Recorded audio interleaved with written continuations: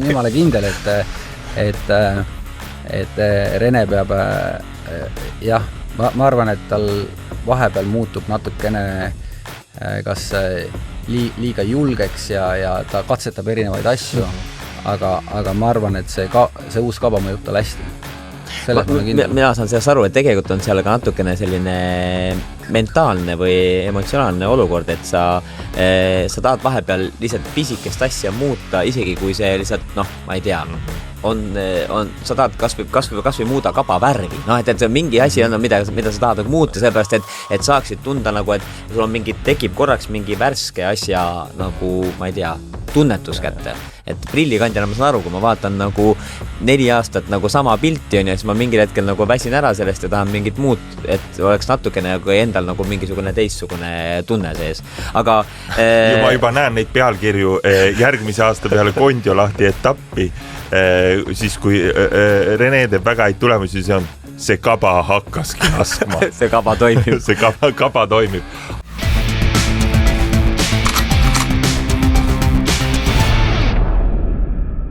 Suusapoole treeningust me suudame seda ette kujutada.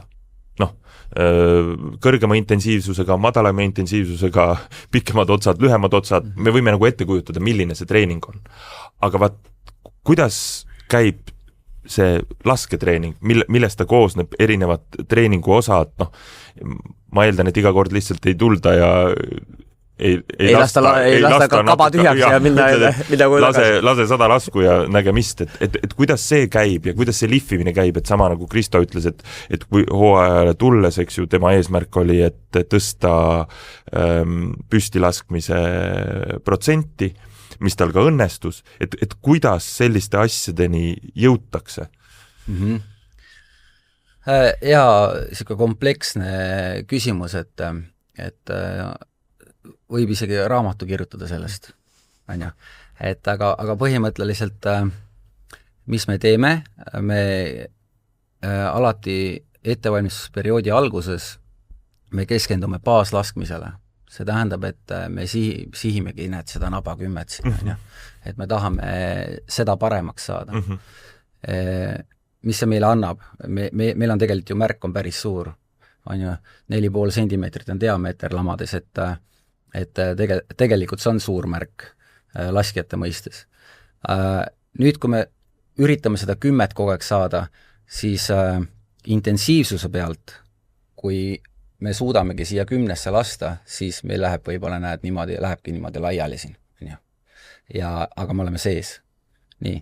Aga kui mul baaslaskmise oskus on, ütleme selline, siis intensiivsuse pealt on ta veel laia rohkem. Ja läheb, juba need hakkavad kabariidid ja trahvid tulema.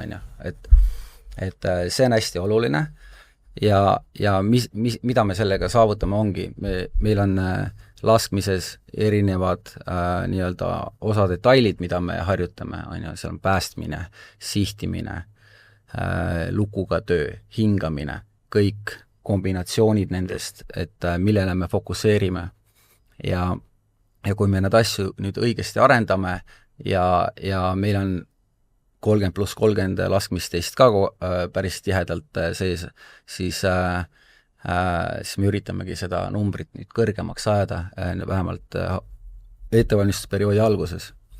Nüüd, kui aeg läheb edasi, siis me peame hakkama nüüd komplekse tegema, nii-öelda komplekstreeningut, kus me tuleme intensiivsuse pealt ja siis me võtame ka metallmärke rohkem mängu ja proovime nii-öelda seal sellist, siis me läheme rohkem individuaalsemaks ka nende eesmärkidega, kellel mida on vaja harjutada ja siis ongi, et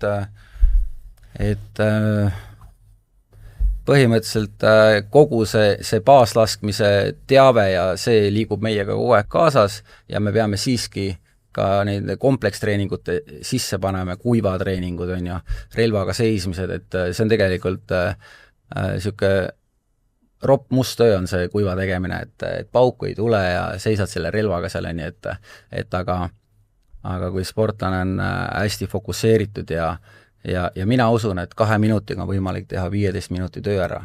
Et kui sa 15 minutit teed ilma fookuseta tööd siis see ei ole pooltki nii väärtuslik võib-olla, kui 2 minutit teha täielikus fookuses tööd. Ja et sa aru saaksid sellest laskmisest.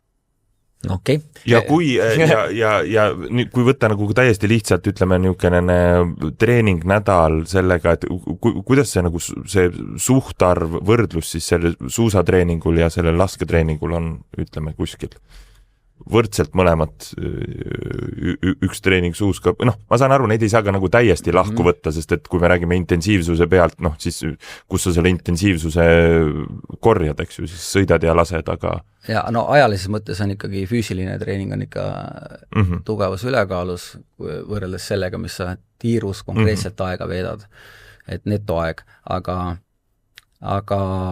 jah, me ikkagi proovime olla sellised 23-2, jah, ütleme niisugune 21-23 lasketreeningut kuus on niisugune optimaalne, mida teha. Nojah, ma saan aru, et kui me võtame näiteks a la korvpallis, siis näiteks trenni lõpus tehakse tihti peale see, et ma lihtsalt viskan 100 korda peale, et tekiks automatism mingil määral, et sul tekib nagu lihasmälusse kõik see, et see ka 21-23 lasketreeningut kuus, palju see tähendab nagu päriselt, ma ei tea, kulutatud kuulide arv või kas üldse on niisugust nagu, et me teame, et me peame trenni lõpus, ma ei tea, tänases trennis eesmärk lasta näiteks 100 lasku, et sa tekitad endale ka mingisugune, sa pead endale kuskilt selle protsendi justkui endale teadvusesse võtma, et mis see sinu protsent on? Jaa, mulle meeldib, mul on Hovariga jagame sama mõtet, et me laseme hästi kvaliteetseid laske, et me ei tee nii-öelda kvantiteeti, et me peame aastas laskma 20 000 padrunit, et me usume, et see on võimalik ka 10 000-ga teha sama töö ära. Et selles mõttes me proovime seda kvaliteeti hästi üleval hoida, kvantiteeti ka on ju nende kuivaharjutustega, kus me lihtsalt kas plõksutame või hoiame relva, teeme mõttega tööd, jagame 2-minutilisteks harjutusteks näiteks ja teeme läbi korduvalt.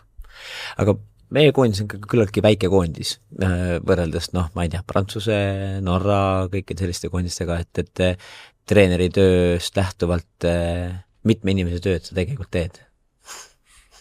Kui me võtame nüüd nagu, et tead, ma ei oska sulle seda öelda, kas ma teen nüüd mitme inimese tööd, et võib-olla kui ma võtan need kõik sõitmised ja pikad 1000 kilomeetrid maantee peal, et siis ma tean, et suurtel koondistel on ikkagi spetsiaalsed sõitjad, kes sõidavad kohale ja treenerid lendavad. Aga meil on jah niimoodi, et panedki 2 päeva sõidad, siis valutad selga 2 päeva, taastud ja siis hakkad tööle. et on ka selliseid päevi, et ega ta lihtne ei ole ja oma ressursse sa saad nii palju anda, kui sul need on ja pead ikkagi tervist ja mõistusega seda asja võtma kokkuvõttes, aga ma ei usu, et ma nüüd päris mitme inimese tööd teen. Ma usun, et Hoovar teeb küll mitme inimese. Aga ma võib-olla siis küsingi nagu seda sama asja natuke nagu teise nurga pealt, et nagu võrreldes nende suurte koondistega ja üks-ühele ei saagi võrrelda, aga et mis meil selles osas puudu on või võiks olla juures, et kui unistada, et see aitaks meid edasi.